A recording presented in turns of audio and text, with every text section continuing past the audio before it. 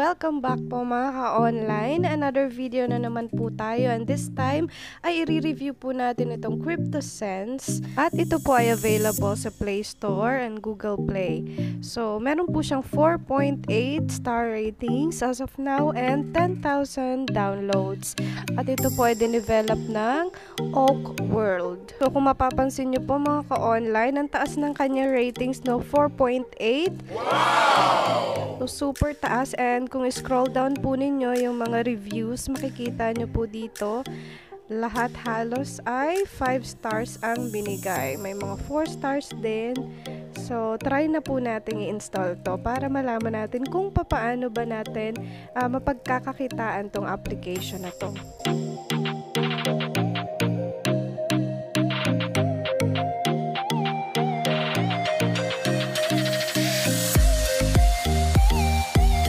Ayan, so na-install na po natin. Open po natin ang CryptoSense.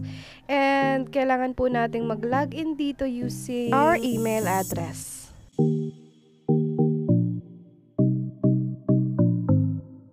Alright, so nakapag-login na po tayo. Welcome to CryptoSense. And before we proceed daw, please read and make sure you understand the following information. So, sa paggamit po natin ng application na to, kailangan daw po natin ng Coinbase account. So, sa mga mahilig na sa crypto, no, alam na natin tong Coinbase. Pero kung bago pa lang po kayo, ang Coinbase po ay parang coins.ph lang din po siya. Isa pong cryptocurrency wallet. So, dito po natin i-withdraw yung atin pong earnings dito sa CryptoSense. So, ang Coinbase po ay available sa Play Store din po, ano. And, you can simply click this create Coinbase account para ma-redirect na po kayo sa Play Store. And, ang minimum withdrawal po dito ay 1,000 cents.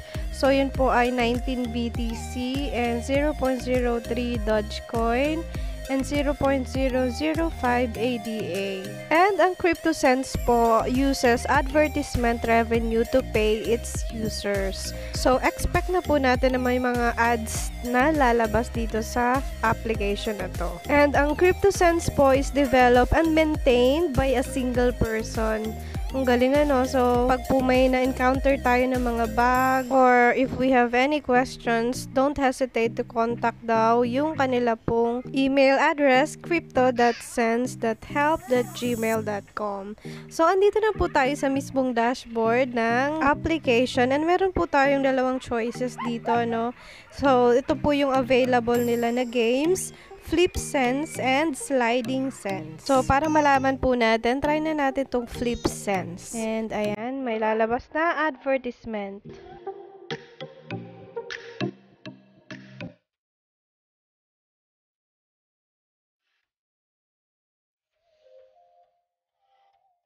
And so, close lang po natin yung ads, and then click the start button and the game will immediately start. So, dito po, kailangan lang po nating i-flip yung mga cards and hanapin natin yung kanila pong mga kapares. So, katulad po nito, and makikita po natin dito sa upper left corner yung atin pong score. So, as of now, meron na tayong 20 scores. Yan, 24. Yan. Napakadali lang naman po nitong FlipSense na to. Ayan, so ipapakita ko po sa inyo yung paglalaro ko and kung magkano yung score na makukuha po natin.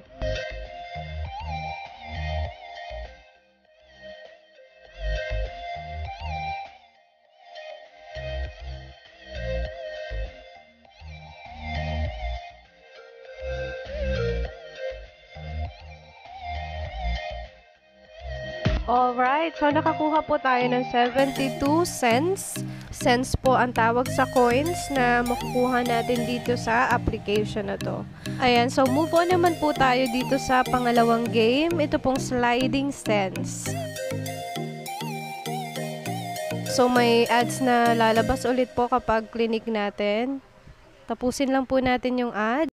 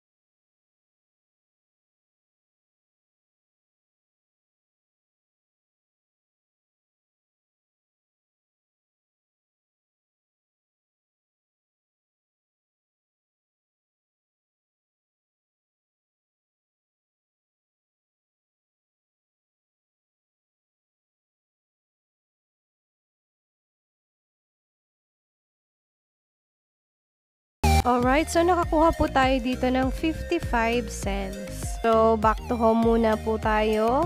And meron na po tayong 151 cents sa paglalaro natin ng 3 games na yon. And ito pong cents na to ang i-convert natin sa crypto na gusto nating i-withdraw. And click lang po natin tong atin pong profile. Dito natin makikita yung cryptocurrencies account, Senswell. So, dito po sa Senswell, dito natin makikita yung atin pong invite code. Pero dito po ay optional lang kung gusto nating mag-invite. And makikita natin dito sa Well, dito natin makikita kung ilan na po yung na-invite natin. And dito po sa cryptocurrencies, dito natin makikita yung mga available cryptocurrencies na pwede nating gamitin dito. Tulad po ng Bitcoin, and meron din po ditong Grab. So makikita natin kung magkano yung value ng cryptocurrency ngayon. So pwede po tayong pumili kung Bitcoin, Ethereum, Litecoin, Cardano, EOS, Dogecoin or Dogecoin, and XLM. And dito naman po sa account section, dito natin makikita yung identifier natin, yung name and email na ginamit natin, and kung magkano na yung cents na naiipon natin. Pwede din po nating i-delete yung account natin. So, click lang po natin tong I want to delete my account if ever po na gusto nyo nang tanggalin yung account nyo dito sa application na to. And dito naman po sa settings, dito po natin makikita yung atin pong preferences kung anong preferred na cryptocurrency ang gagamitin natin. So, pwede nating palitan to, and yung pong currency, pwede rin po nating palitan to. So, for example, papalitan natin siya ng USD. Ayan. And dito sa cryptocurrency naman, piliin natin ang Litecoin. And of course, para makapag-withdraw tayo, kailangan po nating i-bind yung atin pong Coinbase email address. So, i-install nyo lang po yung Coinbase, no? Available yan sa Play Store. And yung email na gagamitin nyo po doon, ay yun po yung email na ibabind natin dito sa CryptoSense para po makapag-withdraw tayo. So, once na na-withdraw na po natin yung atin pong cents papunta sa Coinbase, pwede na po natin yung i-withdraw papunta naman sa atin pong coins.ph. Ayan, so that's it for today guys. Salamat po sa panonood nyo and God bless.